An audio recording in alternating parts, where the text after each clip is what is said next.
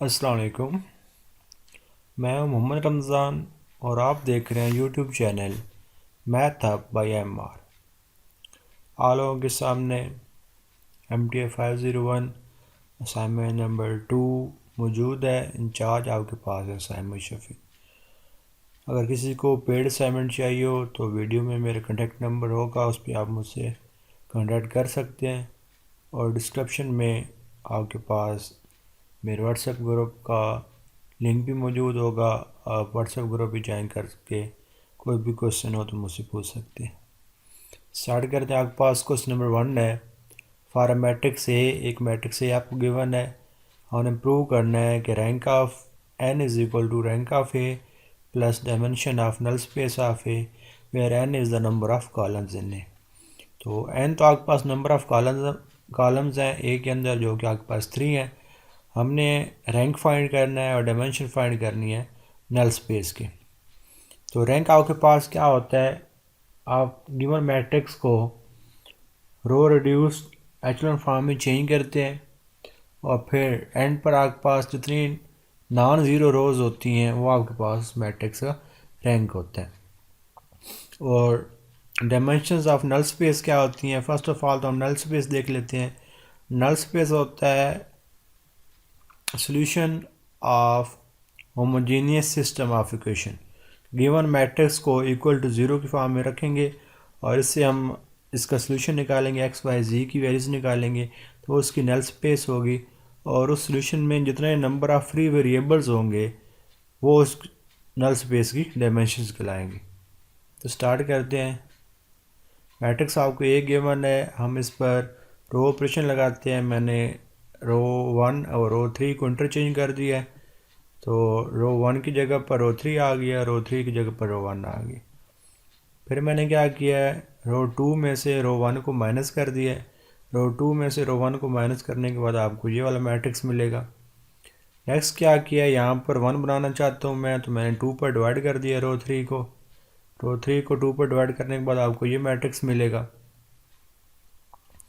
अब दो ऑपरेशन किए मैंने, रो 2 में से रो 3 को माइनस किया है और R1 में से मैंने माइनस किया है 5R3 को। तो ये दो ऑपरेशन करने के बाद आपके पास ये वाला मैट्रिक्स आ जाएगा। उसके बाद हम R1 और R2 को माइनस कर देते हैं, तो ये रो ऑपरेशन के बाद आपके पास ये वाला मैट्रिक्स आ जाएगा। तो यहाँ पर देखें, यहाँ पर ये 1 है और यहाँ पर इधर 1 है, तो हम ऐसा करते हैं रो 2 और रो 3 को इंटरचेंज कर देते हैं। तो देखें हमने इसको सिंप्लीफाई कर लिया, इससे ज़्यादा ये मज़ीद सिंप्लीफाई नहीं हो सकता। और ये तो आपको 3x3 का आइडेंटिटी मैट्रिक्स मिल गया। तो रैंक क्या आपके पास होता है, rank of A is equal होता है number of non zero rows in reduced row echelon form.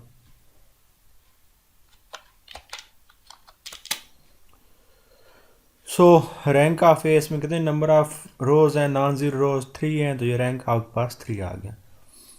अब आपके पास हमने नल स्पेस की डायमेंशन फाइंड करनी है, तो हम इस इक्वेशन को इक्वल टू 0 पुट कर देंगे इस मैट्रिक्स को। यहाँ से आपके पास x इक्वल टू 0 आ जाएगा, यहाँ पर आपके पास y इक्वल टू 0 हो जाएगा और यहाँ से आपके पास z इक्वल टू 0 हो जाएगा। इसलिए मैंने लिखा है the corresponding homogeneous equations are x equal to 0, y equal to 0 एंड z इक्वल टू 0। देखिए हमारे पास 3 वेरिएबल थे और तीनों के हमें आंसर मिल गया है। इसका मतलब है कोई फ्री वेरिएबल नहीं है। फ्री वेरिएबल वो होता है जिसके हमें आंसर ना मिले। As there is no free variable, so dimension of null space of A is equal to 0। तो नल स्पेस में जितने फ्री वेरिएबल्स होते हैं वो उसकी डायमेंशन कहलाती हैं। इसमें तो कोई फ्री वेरिएबल है ही नहीं, इसलिए इसकी डायमेंशन क्या आ गई, 0 आ गई। ना वो हमने प्रूव क्या करना था कि n is equal to rank of A plus dimension of null space of A. n आपके पास नंबर ऑफ कॉलम्स था ऑफ मैट्रिक्स ए के, तो उसमें कॉलम 3 थे, रैंक आपके पास 3 आया और डायमेंशन नल स्पेस की 0 आई। 3 प्लस 0 किया तो आपके पास 3 आ गया। तो ये आपके पास क्वेश्चन प्रूव हो गया। नेक्स्ट आपके पास क्वेश्चन नंबर 2 है। डिटरमाइन वेदर द सिग्नल 3 की पावर के माइनस 5 की पावर के 0 की पावर के are linear independent or not. आपके पास एक रिजल्ट होता है, as we know that a set containing the zero vector is linearly dependent. अगर आपके पास कोई सेट ऑफ वेक्टर है उसके अंदर ज़ीरो वेक्टर आ जाता है तो फिर वो जो वेक्टर्स होते हैं वो लीनियरली डिपेंडेंट होते हैं। तो जो हमें गिवन डाटा है, सिग्नल्स हैं, उसमें देखें 0 की पावर k है, तो आप 0 की जो मर्जी पावर k ले लें, जो मर्जी पावर ले लें, उसका आंसर 0 ही आना है। तो ये सिग्नल्स हैं, इनको हम एज वेक्टर तो डील नहीं कर सकते, लेकिन हम 0 की पावर k को एज वेक्टर कंसीडर करते हैं। सो हेयर 0 की power k is consider as 0 vector and trivially we can write. तो हम 0 की पावर k को बाकी जो दो आपके पास सिग्नल्स हैं उनको लीनियर कम्बिनेशन में लिख सकते हैं 0 0 से मल्टीप्लाई करके। इसका मतलब है कि ये जो 0 की पावर k है ये इन पर डिपेंड कर रहा है। So the given signals are not linearly independent. बाकी भी इसको आप कॉस्मेटिक मैट्रिक्स बनाकर भी आप सोल्व कर सकते हैं, यानी कि आप k की कोई भी पावर ले लें, आप पहले k1 रख लें, फिर k2 रख लें, फिर k3 रख लें, तो आपके पास फिर 3 रोज़ बन जाएंगी।